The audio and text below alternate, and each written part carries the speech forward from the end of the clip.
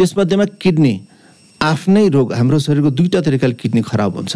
कि त बाहिरबाट त्यसलाई आक्रमण गरियो भने, बाहिरबाट केले आक्रमण गर्छ? इन्फेक्सन, कुनै पनि जीवाणुहरूले गएर त्यसलाई इन्फेक्सन गर्न सक्छ, अथवा अरू ड्रग्स जस्तो हामीले औषधि खान्छौँ ती औषधिले बिगार गर्न सक्छ, त्यसको दुष्प्रभावले गर्दा, साइड इफेक्ट भन्छ त्यसलाई।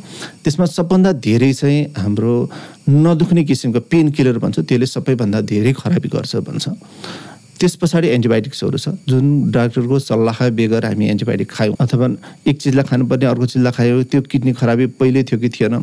त्यसबाहेक पहिलेदेखि शरीरमा कुनै रोग छ हाम्रो शरीरमा, जस्तै डायबिटिस हुनेहरूको, सुगरको बिरामीहरूको किडनी बिग्रिने सम्भावना धेरै छ। ब्लड प्रेसरका बिरामीहरूको किडनी बिग्रिने सम्भावना धेरै छ। उहाँलाई पहिलेदेखि कुनै पनि किसिमको बाथ रोगहरू छ, त्यसको सम्भावना धेरै छ। अथवा अरू कुनै शरीरमा भएका रोगहरूकोले पनि त्यसलाई साइड इफेक्ट गरेर त्यसलाई किडनी बिगार्न सक्छ।